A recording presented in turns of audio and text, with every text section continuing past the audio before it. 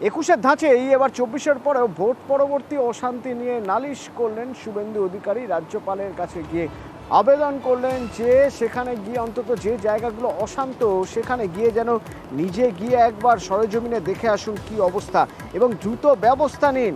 আর্জি করছেন শুভেন্দু অধিকারী, বিরোধী দলনেতা। তার আর্জি কার কাছে? রাজ্যপাল সিবি আনন্দ বোসের কাছে।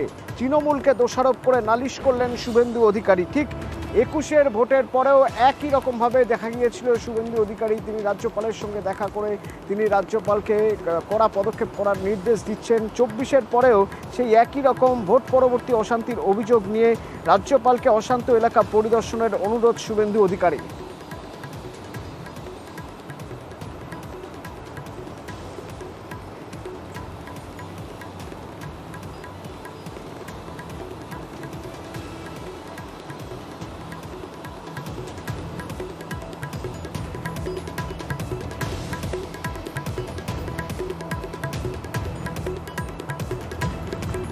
একুশের ধাঁচেই 24-এও ভোট পরবর্তী অশান্তির অভিযোগ করছেন রাজ্যের বিরোধী দলনেতা শুভেন্দু অধিকারী।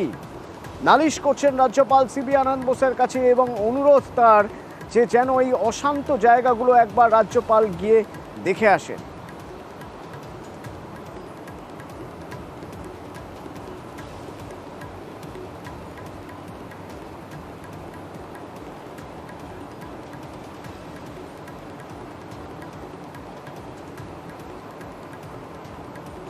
তৃণমূল নেতা জয়প্রকাশ মজুমদার আমাদের সঙ্গে ফোনে রয়েছেন। জয়প্রকাশ দা, 2021-এর পরেও দেখা গিয়েছিল, এবার 2024-এর পরেও অশান্ত ভোট পরবর্তী অশান্তি নিয়ে অশান্ত জায়গায় যেন রাজ্যপাল গিয়ে পরিদর্শন করেন, কড়া ব্যবস্থা নেন। তৃণমূলকে দোষারোপ করে রাজ্যপালের কাছে নালিশ করছেন শুভেন্দু অধিকারী, কি বলবেন? কেন আর সমস্ত আস্ফালন শেষ হয়ে গেল? শুভেন্দু অধিকারী তর্জন গর্জন শেষ? এই যে বললো কেন্দ্রীয় বাহিনী দেখবেন কিরকম পেটায়, এইসব কথা তো শুভেন্দু অধিকারী বলেছেন। তো বলেছেন যে গুলি করা হবে। তার আর একজন লোক যিনি দার্জিলিং এর ক্যান্ডিডেট জিতেছেন, তিনি বললেন যে গলি ঠোকনা চাইয়ে। তো সেগুলো কোস্কানি নয়, সেগুলো নির্বাচন সংক্রান্ত ভায়োলেন্স নয়। আর আজকে এখানে আবার রাজ্যপাল করবেন কি? রাজ্যপালের হাতে আইন শৃঙ্খলা। শুভেন্দু অধিকারী এখন নাকি কান্না করছেন কেন? রাজ্যপালের পেছনে গিয়ে ছিচকাদুনের মতন রক্ষা করুন, রক্ষা করুন। আর এই যে চোখ পাকিয়ে বলছিলেন দেখে নেব, কি করব, মেরে দেব, 2 অক্ষর 4 অক্ষরের গালাগালি দিচ্ছিলেন, এই সব শেষ হয়ে গেল, ফু হয়ে গেল। আরো দিন যেতে দিন, দেখবেন শুভেন্দু অধিকারীর আপনাকে একটা বক্তব্য শোনাবো সুকান্ত মজুমদার, বিজেপি রাজ্য সভাপতির, যিনিও ভোট পরবর্তী অশান্তি করছেন এবং ঘর ছাড়াদের সঙ্গে দেখা করেছেন। তাদের মুরলীধর সেন স্ট্রিটের উল্টো দিকে মাহেশ্বরী ভবনে তাদের থাকার ব্যবস্থা করেছেন এবং পাল্টা মারের হুঁশিয়ারি দিচ্ছেন সুকান্ত মজুমদার। সেই বক্তব্য আপনাকে শোনাবো, আপনি শুনুন প্লিজ। আমি দিল্লি যাচ্ছি, আমি শুধু এটুকুই বলবো, 100টা বিধানসভায় আমরা এগিয়ে আছি। 26-এ হাওয়া বদল হবে, 26-এর আগে হাওয়া বদল হবে। একটু ধাক্কা দরকার, 140 অবধি পৌঁছতে খুব বেশি দূরত্ব বাকি নেই। আমাদের ভোট বাড়ছে। দিল্লি থেকে ফিরে এসে প্রত্যেক জেলায় আমি যাব, সব জায়গায় বিজেপি লড়বে, পাল্টা মার হবে প্রয়োজনে। যদি তৃণমূল সংযত না হয় পাল্টা মারবো আমরা, পরিষ্কার বলে দিচ্ছি। জয়প্রকাশ দা, শুনলেন মারের পাল্টা মার, সুকান্ত মজুমদারের নিদান। এরা তো প্রথম দিন থেকে গৃহযুদ্ধের ডাক দিচ্ছেন। কেউ বলেছিলেন বাঁশ কেটে রাখতে, কেউ গদা দেখিয়েছিলেন, কেউ ত্রিশূল দেখিয়েছিলেন, কেউ বলেছিলেন কেন্দ্রীয় বাহিনী গুলি চালাবে। আর এখন ইনি রাজ্য সভাপতি, কোন রকমে নিজের আসনটা রক্ষা করতে পেরেছেন, কিভাবে করেছেন সেই প্রশ্নে যাচ্ছি না। তিনি বলছেন পাল্টা মার হবে। এই পাল্টা মার হবে বলে তিনি নিজেদের যে কর্মী, দলের কর্মীদের বিপদে ফেলছেন না তো? এই পাল্টা মার বলে অশান্তি তৈরি করা, উনি গিয়ে ঠেকাবেন সব। এই জন্যই বিজেপি আজকে এই রকম খারাপ অবস্থায়। আর একটা কথা আপনাদের মাধ্যমে সুকান্ত মজুমদারকে মনে করিয়ে দিই, 2019-এর যে 18টা সিট জেতা হয়েছিল, বিজেপি জিতেছিলেন, সেই সময় 121টা বিধানসভা বিধানসভায় বিজেপি এগিয়েছিল। আর আজকে উনি বলছেন যে 100টাতে এগিয়ে আছি, আর বেশি দূর নয় 140 পেতে। 2019-এর পর 2021-এ কি অবস্থা হলো? আগলাবার 200 পার বলে লড়েছিলেন, সেখানে 77-এ আটকে গেলেন। আজকে সেইটা সংখ্যাটা নেমে এসছে 65-তে। 21-এর পর একটা নির্বাচন জিততে পারেননি। 2024-এ এসে ভরাডুবি হয়েছে ওনার ধন্যবাদ, অনেক ধন্যবাদ আপনাকে। এদিকে কেতুগ্রাম্যর গোপালপুর পঞ্চায়েতে এক সিপিআইএম কর্মীর বাড়িতে বিস্ফোরণে চাল উড়ে গেল। কেতুগ্রাম্যের ঘটনা, কেতুগ্রাম্যর গোপালপুর পঞ্চায়েতের ঘটনা। শৌচালয়ের ছাদ উড়ে গেল বিস্ফোরণে। কেউ জখম হয়েছেন। কিভাবে ঘটলো বিস্ফোরণ? রণদেব প্রতিনিধি আমার সঙ্গে ফোনে রয়েছেন। রণদেব, দেখো অতএব তুমি যেরকমটি বলছিলে যে কেতুগ্রাম 1 নম্বর পঞ্চায়েত সমিতির মুরগ্রাম গোপালপুর যে পঞ্চায়েত, সেই পঞ্চায়েতের অধীনে হাটমুরগ্রাম গ্রামের উত্তরপাড়ার ঘটনা। যে ঘটনা, শ্যামল ঘোষ হচ্ছে স্থানীয় তৃণমূলের দাবি যে ও সিপিআইএম কর্মী গ্রামে অশান্তি করার জন্যই এখানে বোমা মজুত করেছিল, এবং সেই মজুদ বোমা আজ সকাল 6টা নাগাদ বিস্ফোরণের জেরে কংক্রিটের যে শৌচালয়ের ছাদ এবং তার সঙ্গে প্রাচীর দুটোই উড়ে গেছে এবং পড়েও গেছে। বাড়িতে কেউ নেই। এই ঘটনায় কোনো হতাহত ঘটনা ঘটেনি। পুলিশ খবর পাওয়ার পরেই কিন্তু কেতুগ্রাম থানার পুলিশ কেন্দ্রীয় বাহিনীকে সঙ্গে করে এলাকায় আসে এবং আর বোমা কোথাও আছে কিনা সেটারও তল্লাশি চালায়। আশেপাশের বাড়িগুলোতেও কিন্তু তারা তল্লাশি চালিয়েছে। বাড়ির মালিক ঘটনার পর থেকেই কিন্তু পলাতক। এই মুহূর্তে কেতুগ্রাম থানার পুলিশ বাড়িটিকে সিল করে দিয়েছে, সামনে পুলিশও বসিয়ে রেখেছে এবং সিভিক ভিলেজ পুলিশও আছে। কেতুগ্রামের যে সিপিএম কর্মী, তৃণমূল খোঁচা দিতে ছাড়ছে না এই ঘটনায়। যেহেতু সিপিআইএম কর্মী, সুতরাং খোঁচা দিতে ছাড়ছে না তৃণমূল।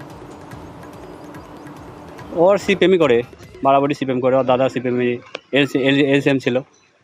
তো কি এখানে কি বোম কেউ মেরেছে না? বোম হয়তো মজুত করে রেখেছিল ওরা। কি জন্য মজুত রাখতে পারে? কোনো হয়তো ঝামেলা করার জন্য রেখেছিল, না বোম রাখবে কেন? লোকসভা ভোট। হ্যাঁ, ভোটে আপনাদের এখানে কি কোনো অশান্তি আছে নাকি?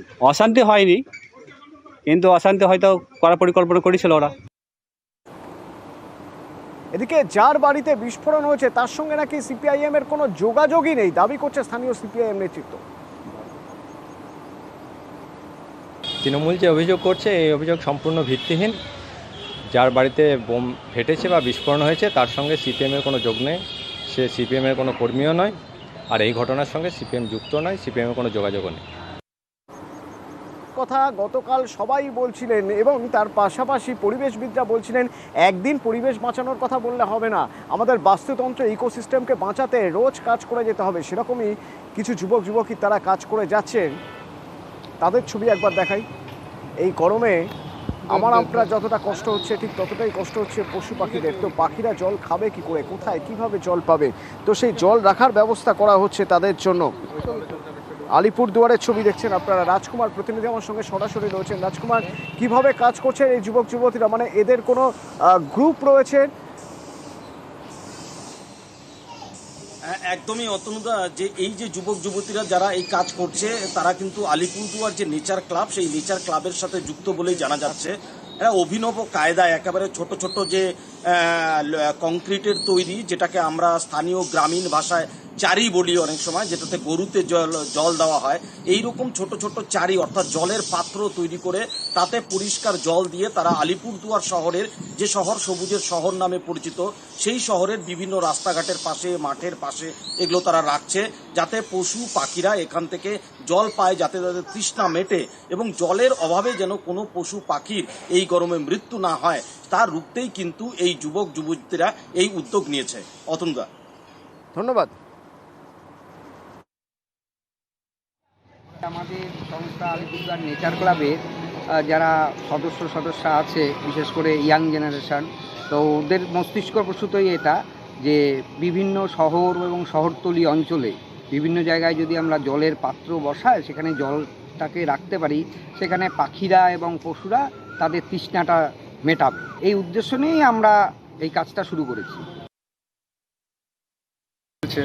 যাতে ওরা একটু মানে পিপাসিত পশু পাখি জীবজন্তু যারা নাকি নিডি হেল্পলেস রাস্তায় ঘুরে বেড়ায়, তারা যেন জলকষ্টে বা পিপাসায় মারা না যায়, আরেকটা জিনিস হচ্ছে বাড়ির সামনে সবাইকে একটা আবেদন, এটার মাধ্যমে সবাই দেখলে পরে বাড়ির সামনে ব্যক্তিগত উদ্যোগেও যাতে একটা জলের ব্যবস্থা পশু পাখিদের জন্য করে। আসুন আপনাদের একটা ভুতুরে বাড়ি দেখাই, দেখলে ভুতুরে বাড়ি মনে হবে। দেখুন, এবার আপনাদের বলি আসলে এটা আইসিডিএস কেন্দ্র। ওই দেখুন, টিনের চাল ফুটো হয়ে জল পড়ে, দেওয়ালগুলো জরাজীর্ণ অবস্থা, ঝোপ আগাছার মধ্যে কোনো মতে মাথা তুলে দাঁড়িয়ে রয়েছে। তো এইখানে পড়াশোনাই হবে কি করে, আর কি করেই বা এখানে মিড ডে মিলের খাবার রান্না হবে, খাওয়াই বা হবে কি করে ওই একটা ঘরের মধ্যে? রকি প্রতিনিধি আমার সঙ্গে সরাসরি রয়েছে। রকি, এই আইসিডিএস কেন্দ্র কোথাকার? অতন, তোমাকে বলে রাখতে চাইবো যে এই যে আইসিডিএস সেন্টারকে এখন দর্শকেরা দেখছে, সেটা কিন্তু পানাহাট ব্লকের অন্তর্গত সাকালঝোড়া 1 নং গ্রাম পঞ্চায়েত 277 নম্বর আইসিডিএস সেন্টার। দেখলে মনে হতেই পারে ভুতুরে বাড়ি, কারণ জরাজীর্ণ অবস্থা সেই আইসিডিএস সেন্টারে, এবং ঝড়ের সময় কিন্তু শিল পড়ে একদম চালনির মতো ঝাঁঝরা হয়ে গিয়েছে টিন, এমনকি দেওয়াল খসে খসে পড়ছে। জরাজীর্ণ অবস্থা আইসিডিএস সেন্টার, গোটা এলাকায় কিন্তু জঙ্গলে ঝোপঝাড়ে ভরে গিয়েছে। যে কোনো মুহূর্তে সেখানে সাপ খোপের উপদ্রব বেড়ে যায়, এমনটা কিন্তু দাবি করেছে সেখানে যে কর্মী রয়েছে, এবং পার্শ্ববর্তী এলাকার যে অভিভাবকেরা রয়েছেন যাদের বাচ্চারা এখানে পড়তে আসেন তাদের অভিযোগ রয়েছে। দীর্ঘদিন ধরে এই বেহাল অবস্থা, এবং বর্ষাকালে গোটা ঘরে কিন্তু জল জমে যায়, যার ফলে পঠন পাঠন সম্পূর্ণভাবে বন্ধ হয়ে যায়। দীর্ঘদিন ধরে অভিযোগ জানানো হয়েছে বিডিও এবং সিডিপিও কে, কিন্তু কোনো রকম পদক্ষেপ নেওয়া হয়নি বলে অভিযোগ রয়েছে। এর পাশাপাশি বলে রাখতে চাইবো, এই আইসিডিএস সেন্টারের উপরে নির্ভর করে রয়েছে 75টি শিশু, এখান থেকেই তাদেরকে কিন্তু 75টি শিশু, সঙ্গে থাকো রকি, 75টি শিশুর খাবার দাবার এখানে বন্দোবস্ত করা হয়। আইসিডিএস কর্মী কিভাবে করেন এই সব কিছু ম্যানেজ, শুনবো তার কথা। কিন্তু এই 75 জন শিশুর অভিভাবক তারা ভয়ই আর বাচ্চাদের এখানে পাঠাতে চাইছেন না, তাদের কথাও শুনবো। খুবই খারাপ, জল পড়েছে আর দেওয়াল ভাঙি গেছে, টিনের ফুটো হয়ে গেছে, সেন্টার তাড়াতাড়ি ছুটি করে দিয়ে যায়, আর দেওয়াল তো আকারে সব ভাঙি ভাঙি পড়েছে। ভালোটা চাই, ঘরটা হোক ভালো।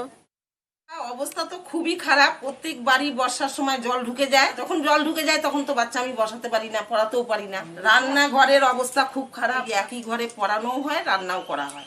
আমি বাচ্চাদের বসাতেই তো ভয় পাই, যখন তখন এই দেয়ালটা যদি ভেঙে পড়ে কোনো বাচ্চার গায়ে, তাহলে আমি কি করবো তখন? রকি, এই আইসিডিএস কেন্দ্রটি সাঁকোয়াঝোড়া 1 গ্রাম পঞ্চায়েতের মধ্যে পড়ছে, পঞ্চায়েত কি বলছে?